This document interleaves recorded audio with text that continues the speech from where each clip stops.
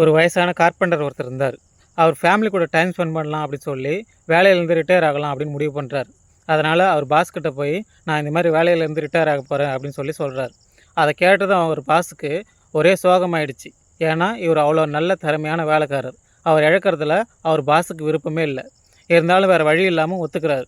ஆனாலும் கடைசியாக ஒரே ஒரு வீடு மட்டும் கட்டி கொடுத்துட்டு போங்க அப்படி சொல்லி ரொம்ப ரெக்வஸ்ட் பண்ணி கேட்டுக்கிறாரு. இந்த கார்பெண்டருக்கும் வேறு வழி இல்லாமல், விருப்பமே இல்லாமல் அதை ஒத்துக்கிறாரு. வேலையை ஸ்டார்ட் பண்ணுறாரு. ஏதோ வேண்டா வெறுப்பாக அந்த வேலையை செஞ்சுக்கிட்டு இருக்காரு. ரொம்ப சீப்பான மெட்டீரியல்லாம் வாங்கி ஏதோ நானும் செஞ்சேன் அப்படின்னு சொல்லி செஞ்சுட்டு இருந்தார்.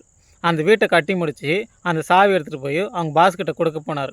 அப்போ அவங்க பாஸ் வந்துட்டு, இந்த வீடு உங்களுக்காக தான் கட்ட சொன்னேன், இதை நீங்களே வச்சுக்கங்க அப்படின்னு சொல்லி அந்த கார்பெண்டர்கிட்ட சொல்கிறார்.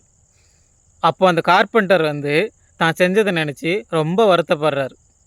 இதே மாதிரி தான் நம்மளும் ஒரு வேலை பிடிக்கல அப்படின்னா அதை நம்ம ஏதோ நாமளும் செய்கிறோம் அப்படின்னு சொல்லி வேண்டா வெறுப்பா செஞ்சுக்கிட்டு இருப்போம்.